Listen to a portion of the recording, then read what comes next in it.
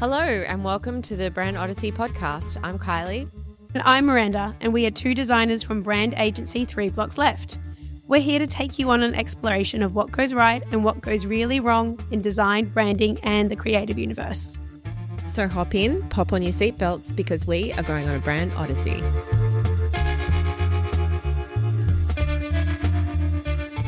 Hi, Kylie. Hi, Miranda. So my break today is a logo fail, and I am surprised we've got as far as 4 episodes and we haven't covered it yet because it falls very neatly into the how did this escape the boardroom category. I'll just say it does not look like what it's intended and no optical illusions are needed here. Sounds juicy. Oof. I mean, yeah, you'll find out more later. But I wish you didn't say that. Anyway, back to you for the make. All right. So we're 4 episodes in and I'm already breaking our rhythm. You are never going to guess this. I'm going to just go straight in. You have zero faith in my ability. I have zero faith in your... Depending what it is, I might feel quite hurt. So I am going to be talking about the poster that helped Barack Obama win the 2008 election, making him the first person of color to become the president of the United States of America. So you didn't think that I could guess... I mean, actually, no, I couldn't guess. But what would your clue have been? Exactly. I couldn't even come up with a clue. So the failing really is on me. I will say up the top, my knowledge of American politics is tenuous at best. Samesies. So just keeping that in mind. Well, we're not a political podcast. So we're not a political podcast. We're not a history podcast. We don't want to be held to those standards during this story, I don't think. Boundaries. Yeah. Expectations. So when I say the Obama Hope poster, can you picture what I'm talking about? Well, yeah, I can picture the poster. It's like a bit matte. Is it like, what is it? Duotone styling. Yeah. Sort of. So to me, this poster is quite iconic, but having mentioned it to a few people while I've been researching it, maybe it's not as iconic or well known as I thought, but I think it is. What were you doing in 2008, Miranda? 2008? You don't even want to know. I was hitting up summer field days in my Havianas. No, it's legit. I was hitting the festival circuit. Yeah, so I was thinking about this as well, and I was like, why do I know this? Because in 2008, I wouldn't say I had a great handle on what was going on the global stage. No. I barely noticed that there was a global financial crisis. Same. I think I noticed when I got $1,000 in my bank account from the government. That was $900 from Kevin. Yeah, that was memorable. That stood out. That was like, I think Kevin 07 was the first political election I paid a slight amount of interest in. Is it only because it rhymed? It was great marketing. So I'm certainly glad that people in their 20s seem to be more civic-minded these days than we were. I'd also say that the internet and the media cycle social media was completely different, and we didn't carry phones with us in the same way. No, but in 2008. But not like phones that were connected to a million sources of news and social media. The first iPhone was out though. I don't think I had one. Okay. I went overseas in 2010 with a Nokia. I was straight onto it. 2007, bang. Really? iPhone. Yeah, I was excited. Anyway, this is not about you and I in 2008. I wish it was. It's such a good era. It's one of my favourite eras. I've decided that when I turn 40, I want to have a 2007 party just because I want to relive like your Haviana days. My Haviana electro music days. Okay, so I'm going to pivot us back to the Obama poster. Unless you want to tell us more about your Haviana adventures. No. How many episodes do you think that you are going to sneak in a story about you in Havianas? Well, now it's a new goal. 2 out of 4 ain't bad. Not bad. In this poster, it's Obama sitting in a 3/4 U, so not facing the audience, looking up slightly to the side, gazing upward to a better future. It's highly stylized and, as you say, got that duotone, high contrast stencil portrait in blocks of red, white and blue. I saw one review liken it to that poster of Che Guevara. Oh, yeah. Which kind of crystallized it for me. And the most well-known version of this poster says this single word, hope, in a big block. That's right. Sans serif. Yeah, I didn't remember that up front. Down the bottom. So I didn't actually know this, but there were different versions, but The Hope poster is the most well-known and regarded. What were the different versions? There was one called Progress, but the administration actually asked him to change it. The first one was Progress. Mm-hmm. They thought that sounded a bit socialist, so it got changed to Hope. And I can't remember what the others were, but yeah, there was a couple of different ones. I mean, I think Hope's better because it's a shorter, punchier word as well, isn't it? Absolutely. Very optimistic. And it spoke better to Obama's campaign message, which was, yes, we can. Nice tie-in. So now that you've got a visual, bit of a backstory. Shepard Fairey is the artist behind this poster. He is an American street artist and activist and a bit of a political progressive and agitator. He first came on the street art scene in 1989 with a sticker campaign that said, "Obey Giant." I will say this is not a street art podcast either, so I can't speak with expertise on this, but he's pasting these stickers all over the place and people are starting to pay attention and wonder what Obey Giant is. According to the Obey Giant website, the sticker had no meaning but exists only to cause people to react, contemplate, and search for meaning in the sticker. And this is often what street art is. If I think about it, you see something that is out of place in your environment, and if it's done well, it makes you think about something that you hadn't been thinking about while you were walking down the street. Well, it's art on the street, isn't it? Yeah. Because the campaign isn't really for, if the campaign's not for anything but provoking thought, it's not a marketing campaign, it's art. This was the start of Fairey creating provocative art. I have to say, I didn't know him or his name. The only one I know is Banksy, like you said, not a street art podcast. The only reason I actually did know Shepard Fairey is that he did a campaign for Earth Hour. I think around 2010, 11, maybe 12. And we worked for Earth Hour at the time. So I've actually been in the files sizing Shepard Fairey's artwork for train covers for Copenhagen. So I guess maybe that's why it's been in my mind as something I'd like to explore for the podcast. Anyway, fast forwarding to 2007, in October, Fairey approached the Obama administration for permission to create a poster in support of the campaign. So he'd been noticing Obama's messaging and thinking, this guy sounds like he's got like a progressive view on things, and wanted to support him. However, Fairey decided to ask for permission because he had been arrested for his street art before and he didn't want his reputation to have a negative effect on the campaign. It's a shame, isn't it? It's like everyone is happy to enjoy the street art, but then you can get arrested for doing it. I guess it's a fine line to know which one is art or just graffiti. So in January 2008, permission was granted. So I thought this was really interesting that this was actually never commissioned by Obama. It wasn't actually ever a part of their official campaigning. In fact, continually denied any affiliation with it because of the reputation of street art. So it's just interesting to think Fairey really created this opportunity for himself. And despite all the money that would have been pumped into the marketing and campaigning, like that top line marketing and campaigning, it's this kind of bootleg, sidelined, off-brand Hope poster that has remained the enduring symbol of Obama's campaign. That's amazing, isn't it? Yeah, you just assume hearing it that somehow Obama's involved. So he sets off on his creative mission, or should I say odyssey, with this goal to design a piece of artwork that would significantly increase the likelihood of Obama winning both the nomination and the general election. Because at the time of creating the poster, Obama didn't even have the nomination, like as in he was still up against Hillary Clinton. He was still a nominee for the Democrats, but he wasn't running for the Democrats. And then when he was running, it was against George W. Bush. No. George W. Bush had served 2 terms. In America, they can only serve 2 terms. Yes. So it was actually against John McCain and Sarah Palin, who... A name that means largely nothing to me. I remember Sarah Palin because I remember Tina Fey parodying her on SNL. I was going to just say SNL. I feel like that paints a picture for our political knowledge. Yeah, Tina Fey. It might come from SNL.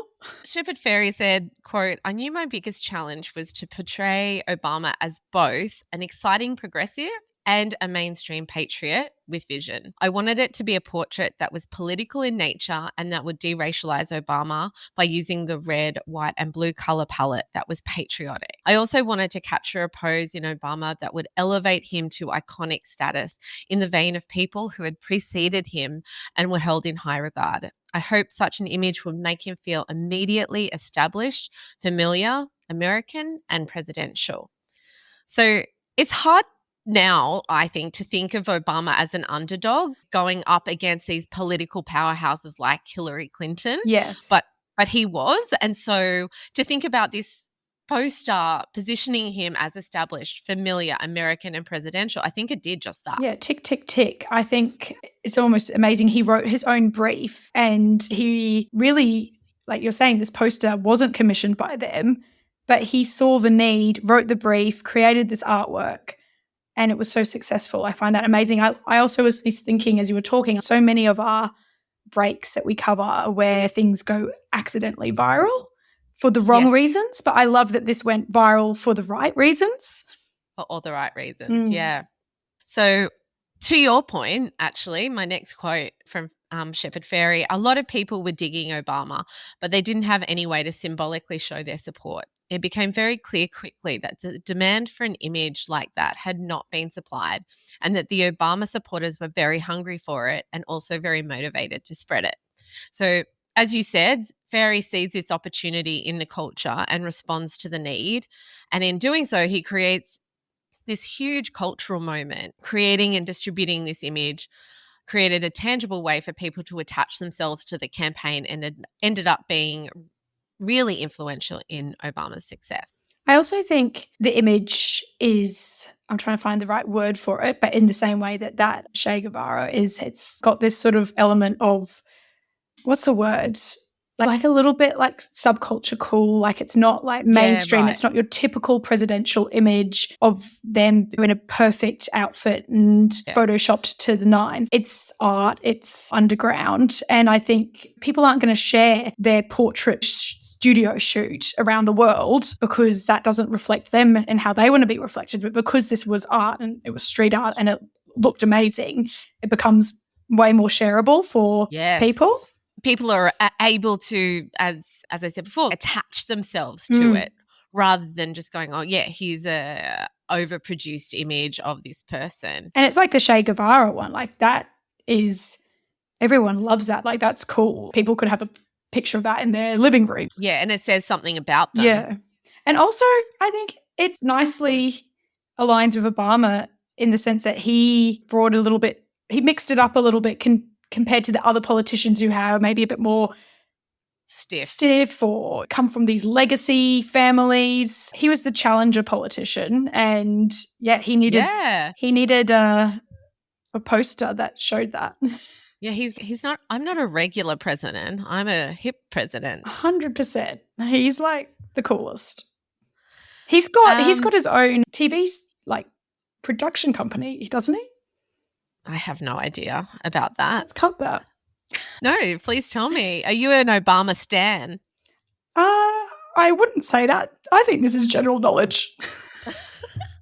Yeah, once he finished, he wanted to go work with either Apple or Netflix and produce a few things with Michelle. Well, good on him.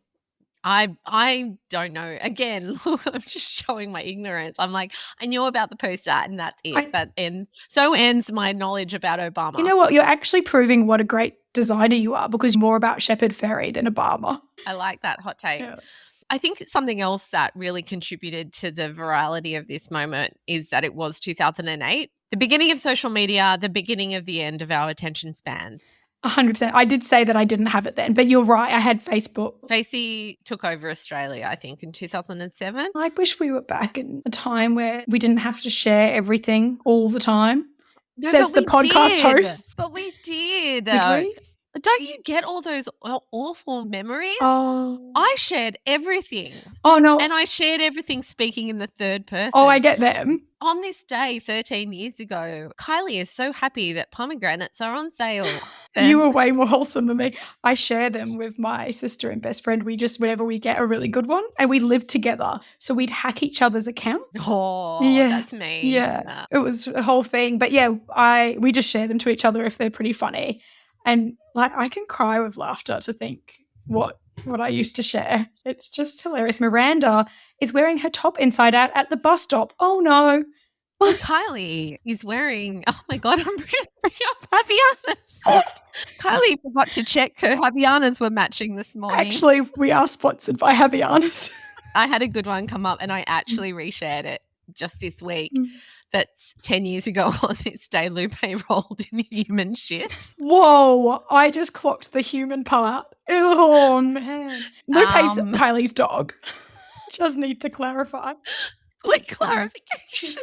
Oh, dear. Anywho, going back to 2008, it was the first election where social media would have played a part, and this poster obviously went viral. So you can see how something this simple and bold but so symbolic, it had such graphic appeal with this really optimistic message like hope would carry through so well on social media. It's so simple and easily understood, and it reflected the mood in the zeitgeist. Everyone after George Bush's presidential tenure? Yeah. Thank you. Yeah. People were hungry for change and hungry for things to move forward. So it made it easy for people not just to consume it or view it, but it energized people to advocate and actively participate in support of the campaign. So in February 2008, even though the campaign did separate themselves from the poster, Obama did send Ferry a letter of thanks. It said, "I would like to thank you for focusing your talent in support of my campaign. The political messages involved in your work have encouraged Americans to believe they can change the status quo. Your images have a profound effect on people, whether seen in a gallery or on a stop sign. I'm privileged to be part of your artwork and proud to have your support. I wish you continued success and creativity." The New Yorker art critic Peter Sheldal called the poster the most efficacious American political illustration since Uncle Sam Wants You. And if anyone is wondering what efficacious means, it means effective. I mean, you did a really good job there of pronouncing that. I wouldn't have wanted to put that into my notes. If it wasn't a quote, I 100% would have changed it, but I did have to use Google Pronounce just to make sure. I was pretty sure I had it right, but... Well, you nailed it. Thank you. So there'd been many parodies of the poster over the years. So during the 2000 campaign, anti-Obama versions were created where the word hope was replaced with hype. There were versions of Sarah Palin and John McCain, who, as I mentioned before, were who he was running against, that said nope instead of hope. Then after the campaign, the virality of the poster still endures. I mean, these are just the ones that I found. Mm-hmm. There's one with Bill Clinton that says grope. Oh. One of Homer Simpson that says dope. One of George Bush that says dope. And my personal favorite one with a coronavirus spike that says soap. Oh, that's my favorite too. Yeah, it's a good one. And there are loads of online generators. They were created at the time and allowed people to upload a photo of themselves, and it spat out a stylized photo of your own, and you could type in whatever word you wanted. So these still exist. You click the button and it says Obamanize, and it Obamanizes you. So I've taken the liberty of doing that, and you can see that on our socials, Brand Odyssey Pod. Shepard Fairey created a different version of the poster for Obama's feature on the front cover of Time magazine for when he was announced as 2008 Person of the Year. And in 2009, the Smithsonian Institution National Portrait Gallery acquired the original poster, and where it continues to be on display. So there's a lot more to this story. Ferry actually got taken to court for a copyright infringement on the image that he used as inspiration and as a base. What was that? It was an AP photo that he had used, and he tried to destroy evidence and blah, blah, blah. They settled out of court and he got a fine of $25,000 or something like that. So yeah, you can look into that. Two other little tidbits. He was also asked to do a poster for Hillary Clinton when she ran in 2016, but he said no because he didn't find her inspiring. Oh, And bringing it into the current day, he has supported Kamala Harris of and course. created a poster for her campaign, which has the word forward on it, What's that? reflecting her campaign message, we're not going back. I don't think that her poster is sparking the same moment in time as the Obama poster did. I was actually just going to say, I feel like, is he a one-trick pony? Yeah. 2008, we're now in 2024, over a decade, and he's like, let's pull out another one. I think it had its moment. I think the Charlie XCX brat, Kamala as brat like that, had much more effect than her poster.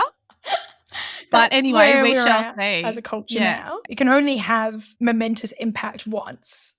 Yes. I thought that it was a really great example of how impactful and influential good, thoughtful art and design can be. I agree, and I like how creativity and culture are so intertwined and really change history. What we can see here is, I'm not going to say that the poster won him the election, but it campaigned in a really effective way for him and pushed him into cultural relevance with demographics maybe he wouldn't have, which is amazing.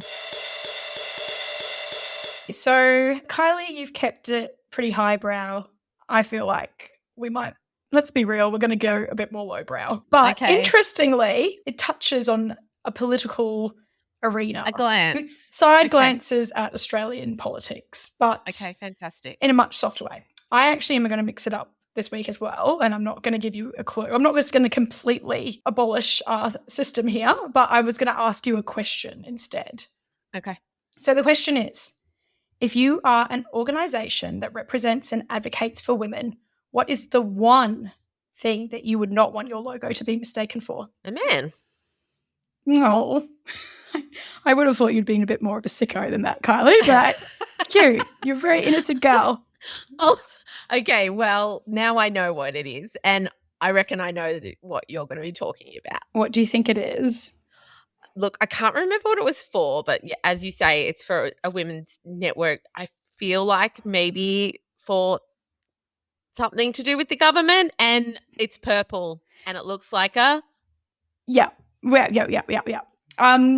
So this is probably a good time to jump in with a little bit of a content warning. I think that maybe if you're listening in the car with kids or in an open plan office and catching the drift of what we might be sharing today that this logo looks like, just skip ahead. Listen later. Not safe for work. Not safe for work. Our first content warning. I'm excited about it. Well, yes, it's a great topic because it really, like I said, you just can't believe that this has actually come to be. But it is the Women's Network logo by the Department of Prime Minister and Cabinet, which was released while Scott Morrison was Australia's Prime Minister. Ah, ScoMo. Yeah, so Scotty from marketing, you'd expect him to have a little bit more of a nuanced look at logos coming out of his cabinet. Well, maybe he didn't have too much of a look at it, is what I think I've come to decide. So I'll be sticking to the PG terms when describing the logo. Mm-hmm. We're going to see if we're actually mature enough to deal with this in an educational, professional manner. What are you going to call it? Well, I'm just going to stick to your PG terms and your anatomy terms. So like a penis. A penis. And in my notes, I've written male genitalia. Male genitalia. That feels worse to me for some reason. Phallic is another one. Anyway, so yeah, and I know that we often also mention the difficulties we have translating the visual nature of what we're talking about in words on this podcast, but we try and be as descriptive as possible to paint a vivid picture for listeners. Mm-hmm. But I thought rather than use my own words today, I'd just have a little scroll on the Reddit post about this logo and just give their take on describing it, not my words, not my words. Okay.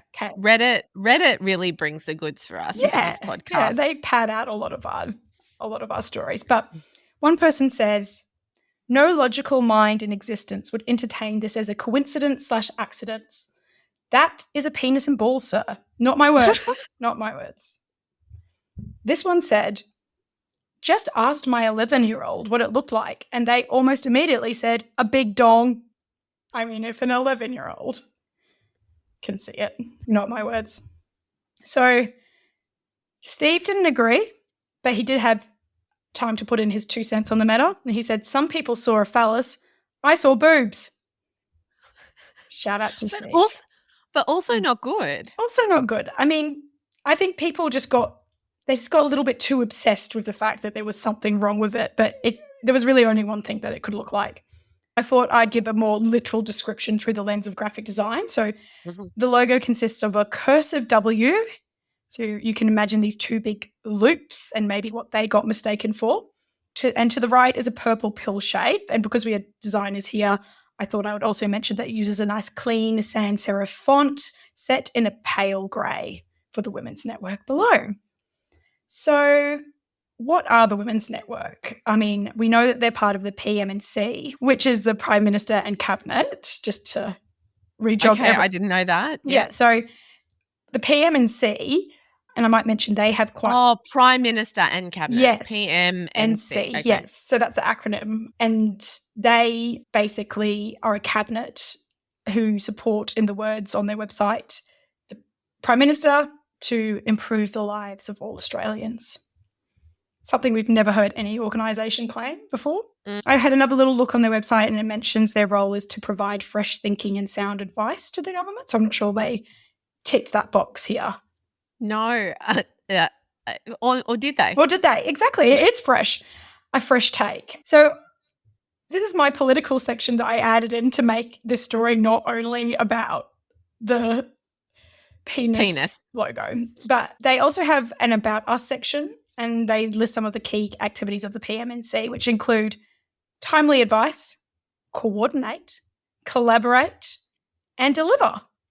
Oh, my God. So isn't that just like the most bog standard set of values? And well, it's their key activities. This is what they're doing. Key activities. But it's like the government, it can be so vague. Like, what's going on? Collaborate. But we're delivering. I thought it sounded like the key attribute section in my 2010 resume. When you've got about 2 years work experience, you're like, how do I pad this out? I'll deliver on time. That's all you've got. But I'm sure I think they've got about 1,000 people, staff, workforce, and I'm sure they're doing quite a lot of hard work. But it's a great day when you can remove head barista at Gloria Jean's Coffee from your resume. The things that just slowly keep getting bumped and bumped and bumped. Yeah. Yeah. Because I did work in a law firm cleaning up dishes. Okay. So overall, it looks like the PM&C is across all areas of the government, including domestic policy, the Office of Women, national security, et cetera, et cetera, et cetera. So they provide advice. But what was this Women's Network? So I actually had to dig a little to find out what this logo was meant to be used for, because there's no direct Women's Network website or even section on the PM&C website. So what I found was it's actually a staff inclusion. Within the PM&C, they have staff and inclusion and diversity networks, and they've got a few of those. And it's just one of those like diversity networks that staff can join. It's the logo for that. And actually, I think the logo had actually existed for some time before it went viral. So someone had dug it up from an archival job post for graduates. Ooh. Yes. So you never know. You're never safe. Wow. So it didn't launch and because it's not big enough. Yeah, I suppose so. Yeah. But surely, I mean, I guess people probably aren't paying attention. Well, they definitely weren't. I think that's clear. But I think it might have been something that was definitely more for internal use to represent these 6 networks, which was the Ability Network, the Pride Network, Culturally and Linguistically Diverse Network, Mara Network, Wellbeing Network, and our Friends at the Women Network. So when you joined the PM&C workforce, you could sign yourself up to be an advocate or be part of these networks, is what I imagine it's for. So each of these networks had similar pill-shaped logo designs, and the Women's Network existed within that styling. Right. Okay. So is it really the loops of the W that made it look like? I mean, yeah, it's the combination. It's the synthesis of elements that went wrong. So the other ones don't look. No, it's not a series of 6 different genitalia styling, but they do have styling and treatments that represent what each of those networks does. But I guess they just didn't hit the mark quite there with that Women's Network one. Okay. Definitely didn't. But I also think that that's probably the saving grace of this story. So once this did go viral, there was fevered debate, like suggesting that a disgruntled design done it to sabotage the government or like it was intentional. But it looked like to me it was just designed to fit into this existing suite of designs. So it's... And eyes were clouded to... I mean... They were too in it. Yeah. They were in the shaft. I put no puns in my notes because I was just like, Kylie can just bring that authentically. I'm not sure that's a pun. Like I said, I'm not very punny, but... So anyway, it was an accidental penis, not an intentional penis. Stop it. An accidental penis. But it really was. And in the recovery efforts, I did see they mentioned the rebrand of this network was rebranded to fall into the existing pill-shaped design, so to create a consistent look and feel. And they even mentioned that W, that Kylie, do we need to take a break? I don't know why I'm finding an accidental penis so funny. Anyway, keep going. Keep going. Deep breath. Anyway, so what I was saying is, yes, even the W.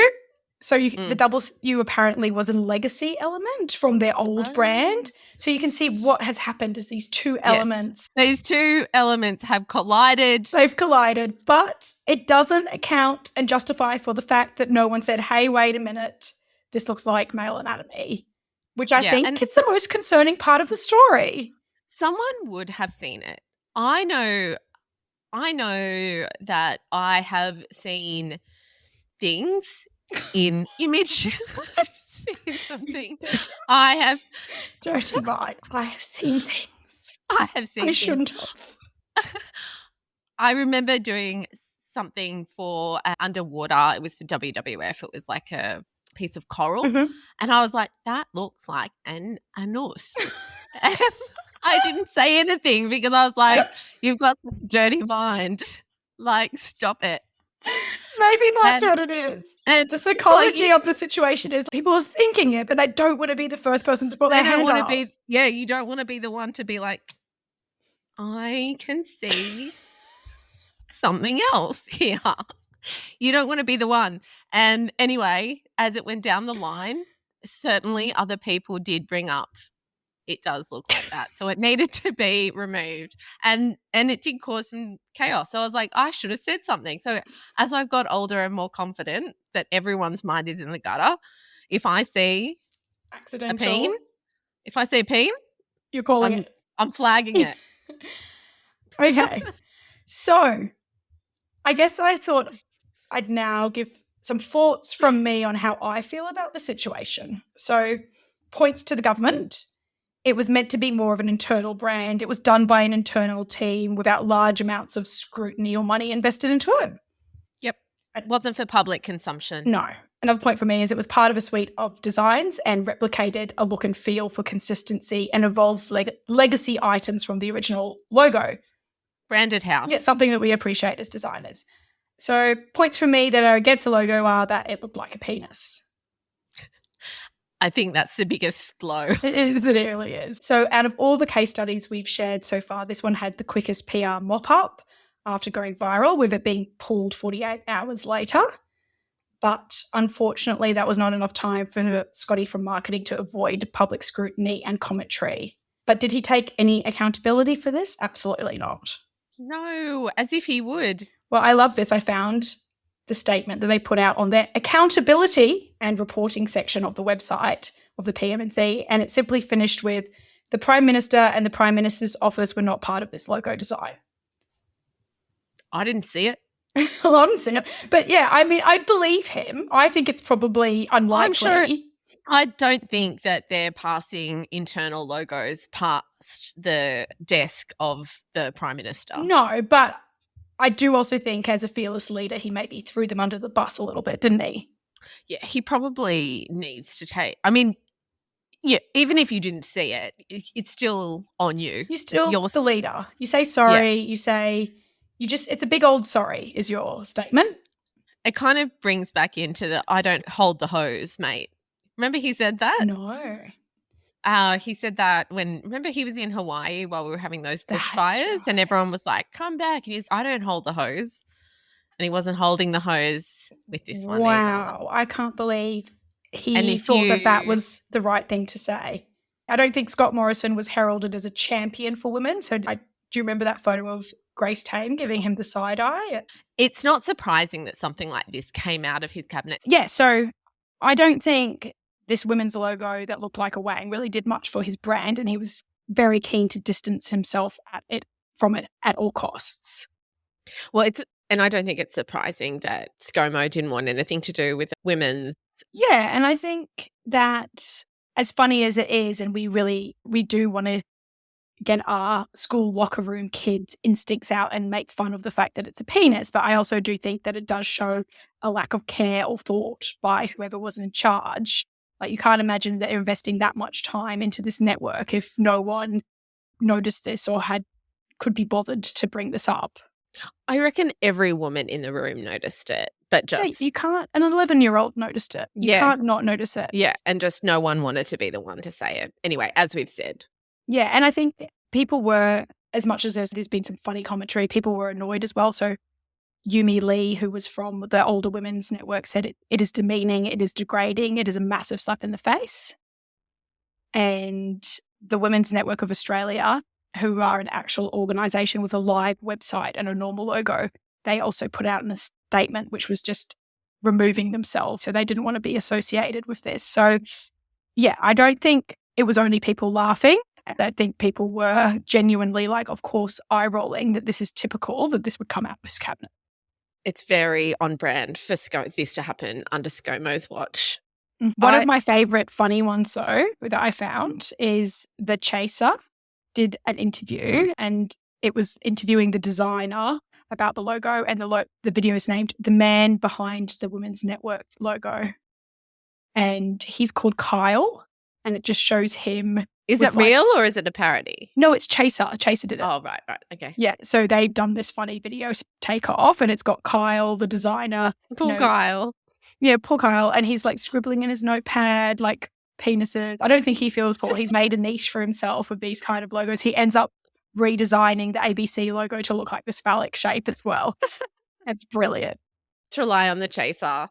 Yeah, and there were some other funny ones as well, like having men in a boardroom discussing like the new logo, and just, yeah, you can't write this stuff. No. It's a season of utopia, just in reality. I know. Well, that's what makes it so funny.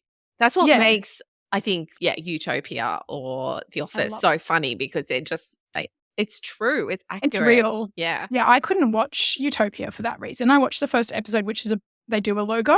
I don't watch any of those shows. I just find them way too awkward. I mean, I love The Office, but I found that I'd been working quite a bit with government, and I do enjoy that, but this one was just like, it was like watching my day of work. Like, I was like, okay. Too close. Yeah, too close. So I'm not sure there's many lessons to be learned here other than don't design a logo for women that look like a penis. Good lesson. It's a good lesson, but there's actually a whole category of logos out there that are shared online that fall into this unfortunate category. And I even found a satire website called Genitals or Not. Now that you've mentioned that, I can remember. You've seen it? I haven't looked at it in years. It's quite old, isn't it? I think it's been around for a while. I didn't know it, so I'm not sure why you stumbled across it. But well, I think we've established. It was the coral incident. It was the coral incident that drew me to genitalsornot.com. Which is what they offer. They're a service, and they offer a $25 fee you can run your logos through. It's got an Amex, so it's a real... Oh, is that real? I thought it was just a parody website. It is, but I think they've even made it look real enough, but they've got like a section for your credit card. Oh, wow. Okay. But I'm doubting many people are using the service, maybe apart from Scott Morrison, who's been burnt so hard now. He's just like, any branding, he's run it through Genitals or Not. It would be safer. But yeah, you can screen your designs, but it also, I love this, it had a division called Pubes. Nice. Which is the acronym, the Public Unintentional Balls Elimination Squad. And that's if you want to nominate yourself for setting out in the world and screening these logos and finding logos that fall into this category. I did sign up. But did you? I did. But like you said, I think it is I haven't heard that. Well, it is a very top shelf position. So I'm sure there's a lot of competition. Thanks, Kylie. Be patient. Be patient. I just I've been looking for a way to, offer my design services in a way that gives back. Altruistic. This felt appropriate. Again, civic-minded. Yeah. But I'll just read a little bit from their website. So, when you've been looking at your own design too much, it's easy to miss simple signs that your logo has some hidden genitals in it. Higher genitals or not. To help you identify your genitals, sometimes good intentions can still have below-the-belt implications. Our patent pending out balls out procedure will help you avoid embarrassment. Once we've received your request, we'll hand the art over to our crack team of design investigators to give your design a thorough analysis. If we find a dick, we'll let you know. If you've missed some errant balls, we'll help you cover them back up. Bit of boobies, we'll bounce those right out of your design. I'm glad that they're not just focusing on men. It's everyone. Well, I mean, yeah, they have examples as well. And you can see it's a broad category. But I love the effort when someone's found like something that they find hilarious and they've just gone to the effort of actually creating this website. It's a beautiful thing. And beautiful copywriting. So, yeah, that's the end of that story. I just guess the only thing that I would have left to say is, guys, just make sure your logo doesn't look like a penis. And that's it from me. Wow. Valuable advice. Thank you. That's it for another episode. Yes, thank you everyone for listening. And we also wanted to say a big thanks to all the support we've received since we launched 2 weeks ago. It's been really heartwarming and it's definitely propelling us forward to keep making this. Yeah, absolutely. And we've also received suggestions from listeners on topics that they'd like us to cover. So if you have a topic that you would like us to look at, please just DM us on Instagram. We're really keen to hear everyone's ideas. And so ends another expedition into the lands of brands and design. We hope you loved it as much as we love creating it. If you did, we would love you to follow us so you never miss an episode and to help other people find us. If you're interested in learning more about creating brands, we have a free brand strategy workbook you can download from our website, 3blocksleft.com.au. Until next time, stay on the Odyssey, brave creatives. Bye.